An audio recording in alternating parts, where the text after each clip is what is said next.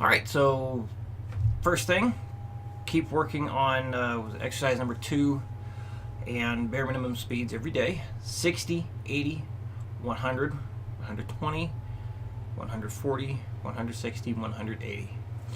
And that goes for anything that we do rhythm wise. So for a while now, for a little while at least, focusing on rhythm. So always start at 60. The ideal thing is to go up by increments of 5 every time you do something right. So this way you're just constantly building strong fundamentals, and it just makes it much easier when you get to the faster speeds. Because if you jump the gun and try and increase the speeds too fast, when you get to those higher speeds, they could be more challenging than needed. So again, we talked about time constraints. So if going up by 5s takes, this is like taking you past a 20-minute practice session, and you can't afford to go too much longer than that, then use your judgment of when things start to get too difficult. So I think one suggestion I mentioned is maybe start off by going 60, 80, 100, and then 110, 120, 130, 140, then 145, 150, 55, 60, 65, 70, 75, 80. Let's maybe try something like that. But yeah, bare minimum speeds for all this stuff. For the rhythm focused things, yeah, this all rhythm this week. No speed building drill. Yeah, so for number 2 from last week, and then the 2 from last night, bare minimum speeds every day you practice: 60, 80, 100, 120, 140, 160, and 180. This way, kind of a good range of speeds there. Make sure, and remember to lay back on stuff, lay back on the beat, so you're not rushing stuff. It's very easy to rush things in the slower speeds, so gotta remain patient and wait for the click. Don't anticipate the click, wait for the click and go. Alright, so kind of a alternate version of the rhythm from chord strumming from last time. So here we go at 60. So for a demonstration, I'm still going to do the I usually do like 60, 100, 140, 180. All right, here we go.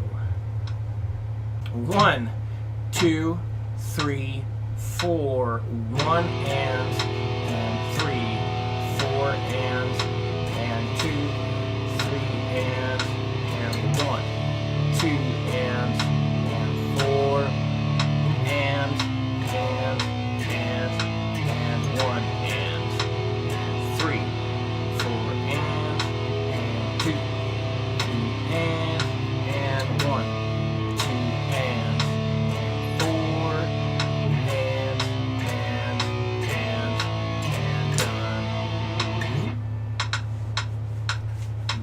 1, 2, 3, 4, 1 and 3, 4 and 2, 3 and 1 and 4 and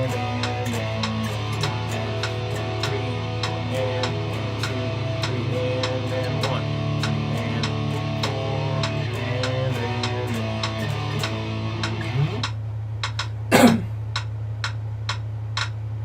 1, 2, 1, 2, 3, 4.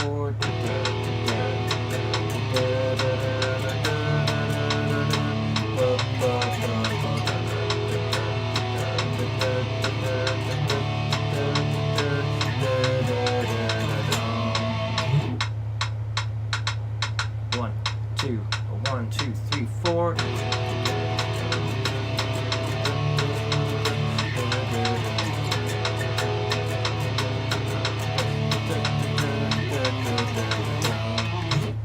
Alright. On to number 2. So remember, counting as you go. We'll definitely be able to count the that last thing at 60 out loud, and see if you can keep going to like 120, and then after that maybe just do like that percussive singing thing if you can. If not, not too big a deal. Okay, so now for the legato one. Anytime, just a reminder, like when you see the parenthesis note there, you're not going to be picking that. So because of the way the program is designed, I can't have a slur mark go across all that, because of the way the notation's set up. So to keep it this way, so you can see where the beats are, like the downbeats and upbeats. It has to be done that way, so the sort of mark starts or ends on some of these. So it starts on the legato part there, not the legato, the tide mark. So yeah, when you go to do the repeats, remember if you pick that, you pull off here, you'll pull off from the 7 to the 5. And so you're gonna go pick, pull, hammer, hammer on the repeat, and yes, you'll pull off to the last note in this as well. So I'll probably count this one as I go because I want to make sure I'm still in the right rhythm here. So it might be worth trying for you, see if that helps stay within the correct rhythm there.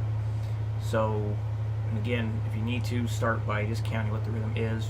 Just doing the 1, 2, and 4, 1 and 3, 4, 1, 2, 3 and 2, 3, 4 and 1, and so on.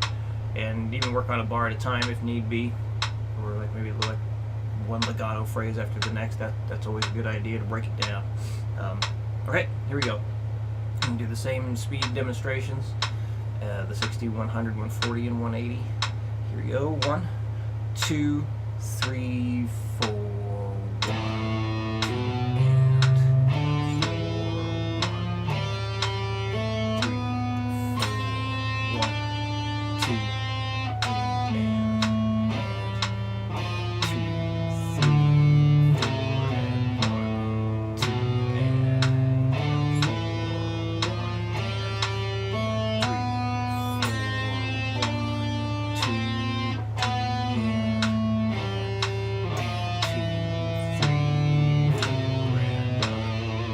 Not a big deal about which way you pick on this one because it's so legato heavy. I tend to do a downstroke if I'm going to go to the higher string, or do an upstroke if I'm going to a lower string. So not a huge deal on what pick direction you go with this, just so long as the legato is in the best possible time you can make. And it's definitely tough to get slow legato to be dead on accurate there. So let's go to the next speed. 1, 2, 3, 4,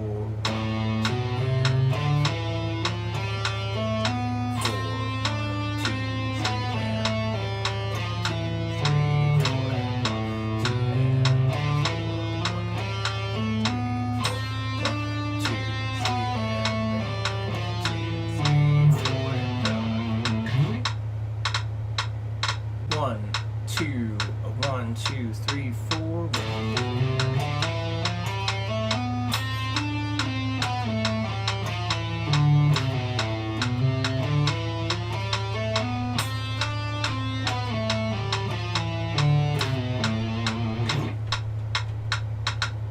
One, two, three, four.